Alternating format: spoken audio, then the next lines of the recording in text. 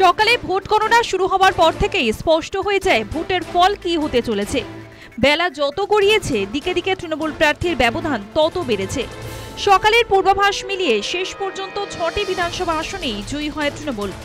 জয়ের পরে অভিনন্দন জানিয়ে এক্স হ্যান্ডেলে পোস্ট করেন মমতা বন্দ্যোপাধ্যায়। মমতা লেখেন, আমার অন্তরের অন্তঃস্থল থেকে মা মাটি মানুষকে জানাই প্রণাম। আপনাদের এই আশীর্বাদ আমাদের আগামীর চলার পথে আরো সক্রিয়ভাবে কাজ করার উৎসাহ দেবে। এরপরে বিজেপিকে কটাক্ষ করে মমতা বন্দ্যোপাধ্যায় লেখেন, আমরা জমিদার নই, মানুষের পাহারাদার। মানুষের আশীর্বাদ আজীবন আমাদের হৃদয়ে স্পর্শ করে থাকবে। জমিদার প্রসঙ্গ টেনে এনেছেন অভিষেক বন্দ্যোপাধ্যায়ও। জয়ের পর এক্স হ্যান্ডেলে পোস্টে অভিষেক লেখেন, উপনির্বাচনে 6টি আসনেই জয়লাভের জন্য তৃণমূল প্রার্থীদের শুভেচ্ছা।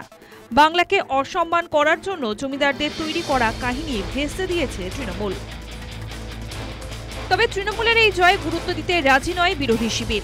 উপনির্বাচনকে তারা কোনো গুরুত্বই দেননি জানিয়েও শুভেন্দুর কথায় কোথাও কি সুকান্ত মজুমদারদের সমালোচনা। নির্বাচন 26-এ হবে এবং মহারাষ্ট্রের মতোই নির্বাচন। তবে এক্ষেত্রে আমি বিরোধী দলনেতা, আমি সংগঠনের আভ্যন্তরীণ বিষয়ে নাক গলাই না, যুক্তও থাকি। আমি শুধু একটা জিনিস উপলব্ধির মধ্যে দিয়ে বলতে পারি, কারণ আমি সিপিএমের বিরুদ্ধে লড়াই করেছি। নির্বাচনমুখী সংগঠন এবং আন্দোলনমুখী দল বা মোর্চা, এটা আমাদের করা উচিত। আমাদের হাতে মাত্র 1 বছর আছে। দিলীপ ঘোষ অবশ্য বলছেন, উপনির্বাচনে এরকম ভাবেই ভোট হয়। পুলিশ প্রশাসনকে কটাক্ষ বিজেপির প্রাক্তন রাজ্য সভাপতির। রেজাল্ট কি হবে আগে থেকেই জানা যাচ্ছে তো এই সরকার আসার পর থেকে আমরা এটাই দেখছি, একটার পর রেজাল্ট হয় আর 70-80-90% ভোট ওই সরকারি পার্টি পেয়ে যায়। তো সেজন্য এর নতুন কিছু চিন্তা ছিল না। একটা সিট আমাদের ছিল মাদারিহাট, যেটা সেটা আমরা লড়াই দিয়েছি, আশা ছিল যে একটু ভালো রেজাল্ট হবে, সেটা হয়নি। ভোটের নামে প্রহসন হয়েছে, লুট হয়ে গিয়েছে মানুষের অধিকার। তার মধ্যে বামেদের ভোট বেড়েছে দাবি সুজনের। নির্বাচনের ফল কিরকম হয় আমরা সবাই জানি, শাসকের পক্ষে যায় বরাবরই। আর পশ্চিমবাংলার শাসক তো 1,60,000 ভোটে জেতার জন্য আছে।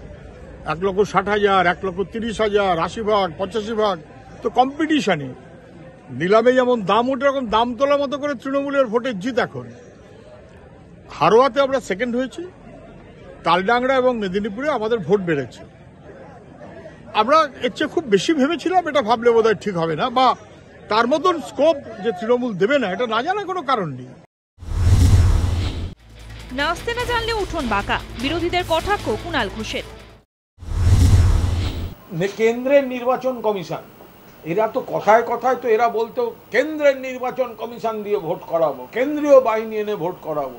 তো সবই তো হয়েছে। এবার মানুষের কাছে যদি তারা পৌঁছতে না পারেন, তাদের সংগঠন নেই, তাদের জনমুখী নীতি নেই, মানুষ তাদের ভোট দেন না, সমর্থন করেন না, তেমন হেরে যাওয়ার পর ওই নাচতে না জানলে উঠোন বাঁকা। বিরোধীরা যাই দাবি করুন না কেন, উপনির্বাচনের ফলে শাসক দলের মনোবল বাড়ল।